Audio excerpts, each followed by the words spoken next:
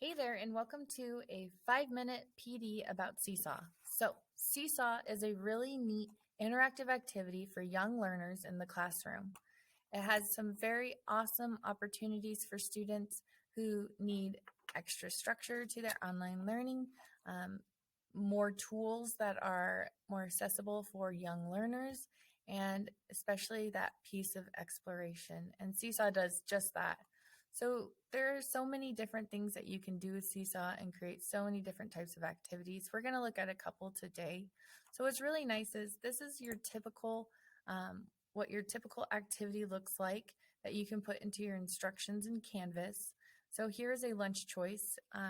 What's really nice is the instructions. You can add pictures, you can add recordings of the instructions so that students can easily recognize what they need to be doing. So for this one, they just click add response, they pick their lunch choice, they use a pen tool, and then when they're finished, they click the check. So let's go ahead and try that. So here's my pen tool, circle what I want, hot lunch that day, and click check. Easy peasy.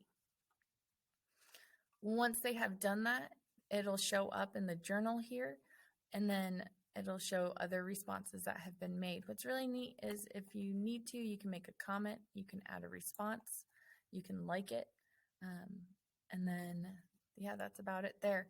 So other activities that we can explore today, there are some, I always like to do a check-in when we were doing online learning, but during hybrid, sometimes it's nice, maybe you could add that to your lunch count, check in, see how they're doing, how they're feeling.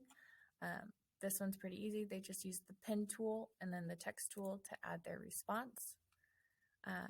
Another activity that I used because I couldn't listen to everybody as they read, especially since they were at home learning, was a blending activity. So students would watch the activity with me, and then they would read the words and blend with me. So let's go ahead and look at this. Let's add a response. So here students can record their voice as they read each word, right? Like we would do for blending at the board.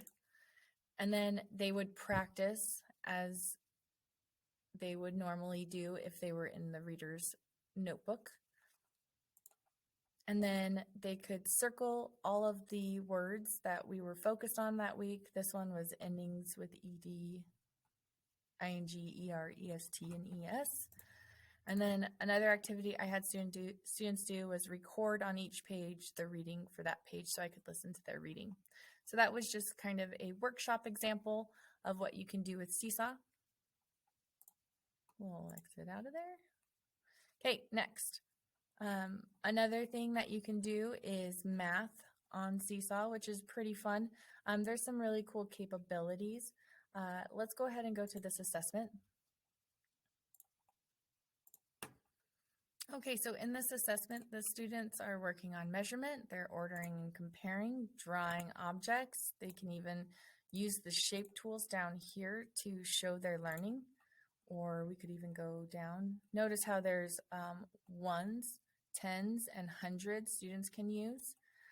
I use the line tool a lot to create number lines for students to work on. So draw an object that is 10 cubes long, boop. Just made an object 10 cubes long, right? But no gaps, no overlaps. There we go. Students can use that text tool, as I said, to show their knowledge. Just like that, and just make it a little smaller to fit in the box. All of these features are really great because, one, they're super user-friendly. You can put the picture of each of these into the instructions so student knows exactly which tool to use. When they're finished, they just hit that green check, easy peasy. And if they don't know what to do, view instructions. Listen to the instructions. What's really awesome too is that you don't have to create everything yourself. Those were just a couple examples of reading, check-ins, and math.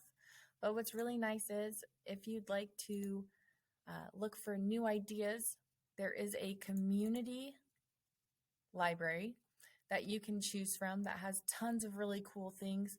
Like here is How Would You Trap a Leprechaun? There's a read aloud and a response page. Another one I saw was problem solving with crops. It's as easy as clicking assign it to your class.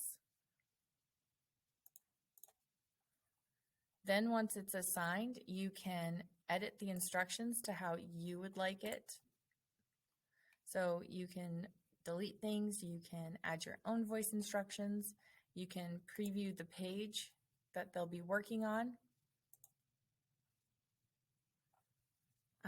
And then once you've made your changes, you can assign it to your class, and you can even try it yourself as a sample student. So it looks like we'll probably have to record our own voices to add to that instruction. But that's just the piece for differentiation for those kiddos that need it. And that's what's really nice about Seesaw, is that you can differentiate just about anything to help your students. And what's really nice is you can differentiate certain activities to specific students as well. All right, that's just a quick look through Seesaw. If you are interested in learning more, there will be a Seesaw PD in April, so make sure to stay tuned. Watch for those newsletters and sign up for that PD on Seesaw in April.